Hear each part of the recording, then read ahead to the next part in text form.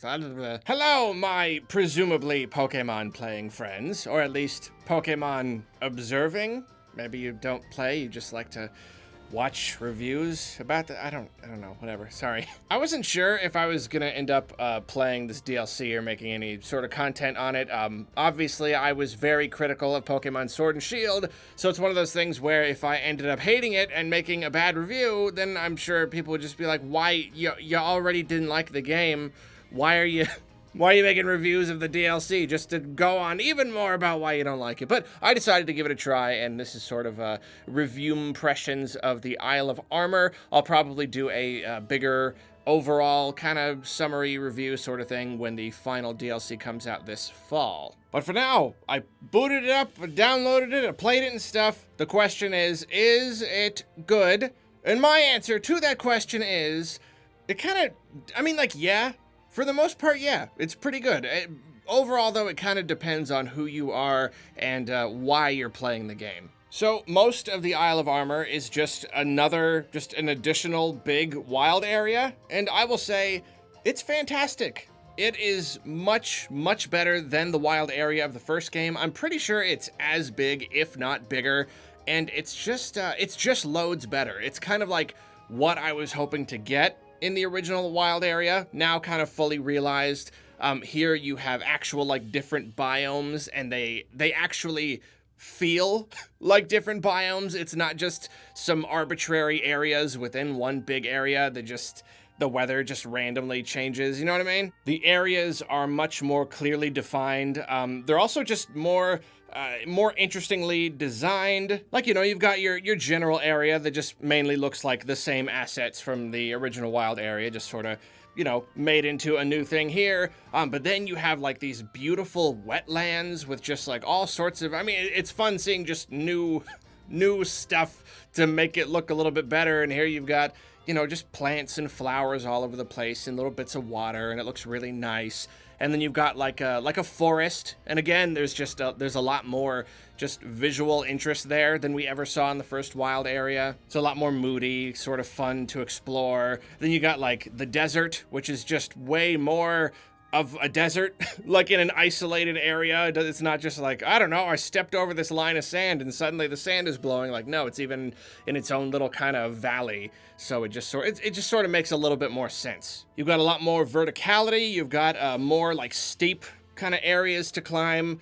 The water is pretty cool. You've got like a really surprisingly big water area, just, water area, ocean is kind of what some people call it. You've got like a number of different islands and things. There's even like this one cool little area you can kind of go into with an island in it. And one very fun thing there is that there's Sharpedos all over the place, and like they will hunt you down. It's actually, I don't know if this is a spoiler or not, but it's just, you find Sharpedos and you're like, what is that? What is that? What is that coming toward me? And they're just like rocketing towards you, and it's actually pretty scary, and it's a little bit hard to outrun them. You got to be kind of clever with your boosts.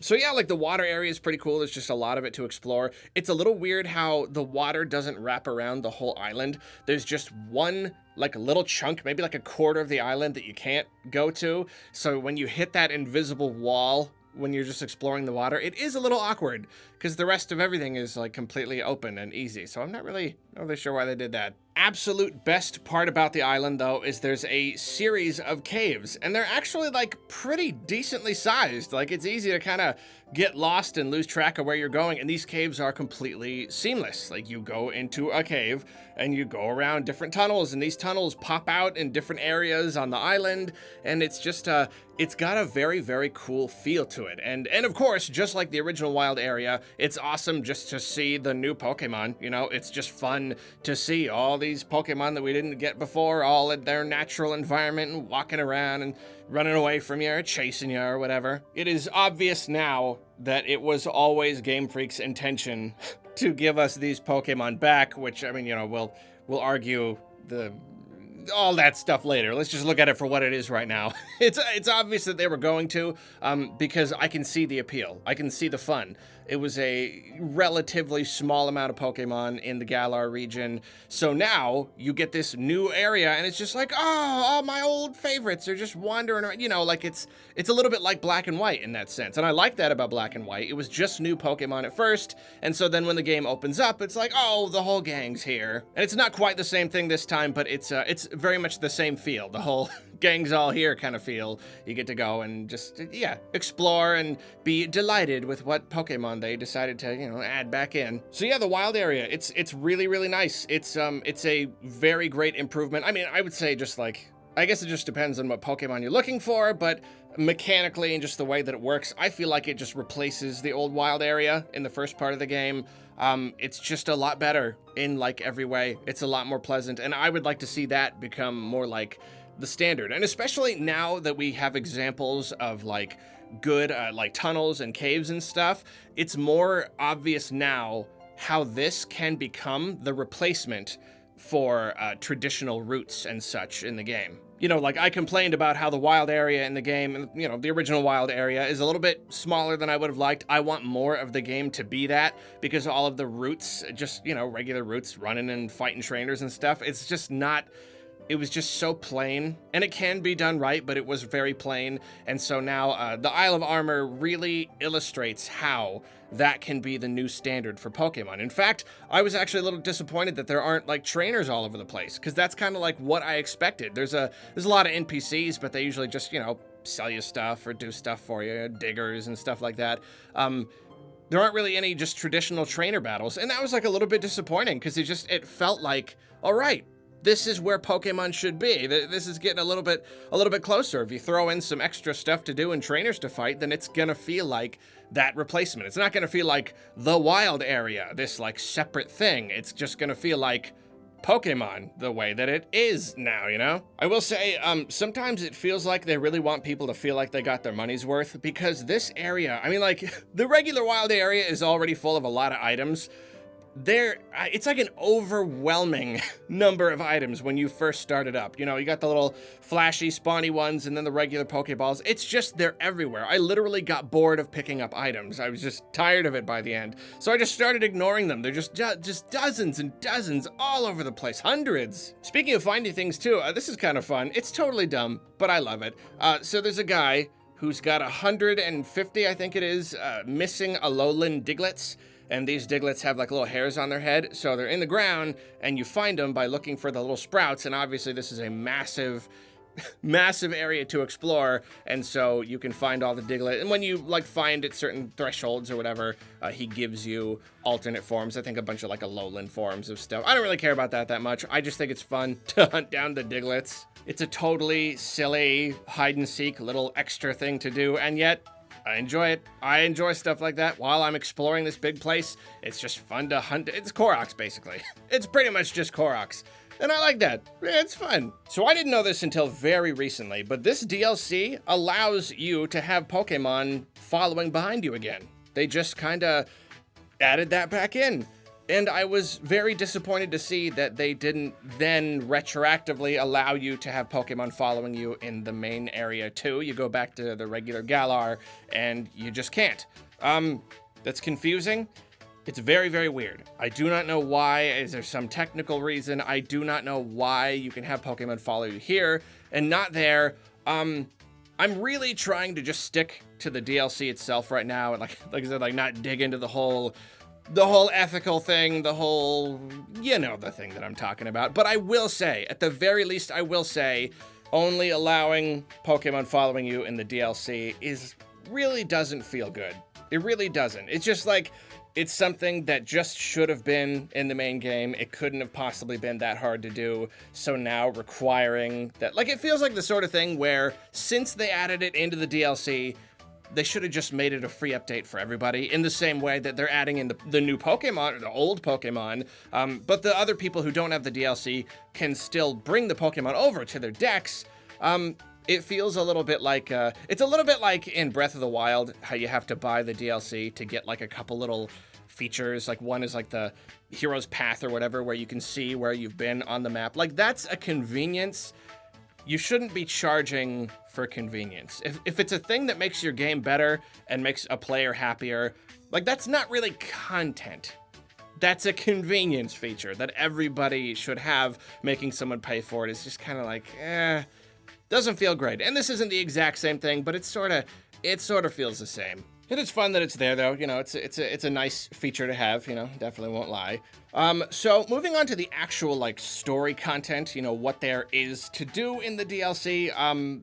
For me, as a casual player, I found the story content to be very weak. It's over in a flash. It's extremely simplistic. You just find this dojo and you have to do 3 tasks. And I guess, I don't know, I won't spoil all of the tasks, but they're just kind of menial tasks. There's really only one fun task, and it's the first one where you have to go catch a bunch of slowpokes and bring back what they stole. And that's like it. And then after that, even then, the game couldn't really follow through and give you interesting things to do in the final 2 tasks. It kind of just becomes a couple Pokemon battles. None of the characters are interesting. In fact, the new rival guy is just really obnoxious. Just not fun to witness, really, in any way. I really don't like him, and the other characters are just kind of whatever. So none of it really lands. It's got that thing that I see in a lot of games where it's presenting itself as more important than it is, almost like it's assuming the player is going to spend a lot more time here, but if you just move through this little story thing, you'll get through it in a flash, and it'll just be like, okay, great, who cares? Really, the whole entire thing is for Cub Fu. That's really the reason why you do it. You do these things and you get Cub Fu. You've seen in all the trailers and stuff. He's the little legendary guy, and you can evolve him, but there's these towers in the game, or in the DLC, and you have to choose which tower you want to bring him to, and then I think I didn't do it. Here's the thing is, like, don't call this a proper review of this DLC. That's what I'm calling it. It's more just an impressions thing. I personally don't care for Cub Fu. I don't know, he's a kung fu bear. It's kind of like a Saturday morning cartoon I would have not watched as a kid. I don't know. That's cool if you like him. I don't know. I just don't like him that much, and it seems to be like he's the focus of this DLC. You get him, and then from there, you have to do a little more busy work where you're going around and showing him different areas to make him like you, and then you got to take him to the towers. Like I said, I didn't do the towers, but it sounds like just the series of battles, and then from there you can evolve him one way or the other. So if you're like me and you're just, I don't know, not really into Cub Fu, then there's not a whole lot to do. You kind of just do the dojo thing and you're done, and that's really about it. There is like a little thing where you can spend your watts to kind of like build up the dojo. And this started out more interesting than it kind of stopped being as interesting after a while. I'm like, oh cool, I can add stuff. But then, like, the more you add, it's like, add a vending machine. Now add drinks to the vending machine. Now add water. Now add lemonade. So the upgrades become really incremental. And I don't know, maybe there's some really great thing at the end. I guess I could have tried. I didn't want to spend all of my watts. It was nice to have something to spend them on. But just the upgrades were just so lame after a while. And also, like, why do I care about the dojo?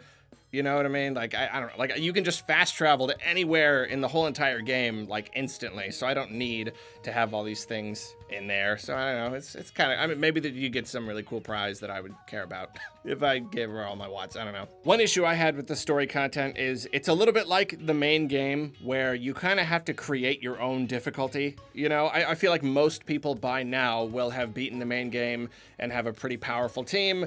So if you have a couple level 100s, you're just gonna breeze through this, because just about everything, once you have every badge, it's like it doesn't scale to your level, it scales to your number of badges. So if you've beaten the game, just about everything here is level 60. It's just around level 60. The wild Pokemon are, at least most of the ones that I saw, the trainers are 60. I had some level 100s, so if I wanted, I could make it harder for myself and purposefully use lower level guys, or you just kind of one-shot them. And that's a problem in general with this kind of RPG, for sure, but I don't know, it's at least worth mentioning. You're not gonna get a great big challenge here unless you force yourself to. I don't know. So ultimately, my opinion on the Isle of Armor DLC is as follows. The wild area is awesome. It takes what was good about the wild area originally and just makes it better, just does more with it. And so I definitely did enjoy exploring it. Personally, I didn't find much else to do. Like, I'm done with it. I'm completely done with it. I booted it up long enough to do that, have a couple Pokemon battles, and that's about it. And that's just, I mean, that's simply because I fully admit I didn't really enjoy the original game that much, and I'm kind of just done playing it. So I don't really, you know, this DLC gives you more to work with, and I just don't need that. It's not a thing that I'm interested in. However, though, if you are a person who enjoyed the base game, you know, at least enjoyed it enough to just play, you know what I mean? Like, for me, I was like, I didn't feel like there's a lot of content, not a lot of story. But if you just like running around the wild area and catching Pokemon and breeding them and raising them, that whole, you know, especially the competitive aspect, then you're gonna love it here. It's perfect. It's just another big giant wild area with another big giant group of Pokemon. You got a new legendary, you got new outfits, you have just other, just resources for aiding you and your Pokemon journey, and items and stuff like that. So for someone like me, no, it's not really worth the price, and it doesn't, you know, quote unquote, fix the game or whatever. But if you enjoy the game, like, yeah, it's kind of a no-brainer. And especially because this is only half, you know, the expansion pass or whatever is $30, so really you're paying $15 for this. I guess technically we don't know how big the Crown Tundra is going to be, but it sounds like it's going to be at least as big of a thing. So for $15, I'm sure this is going to give you a whole lot more just content, just stuff to do. Well, thank you for watching. Like I said, when the whole DLC is out, I'll do like a bigger video. Maybe I'll kind of review that and just give my thoughts about the whole thing as a whole. Was it worth it? Was it worth the price? Did it help the game out significantly?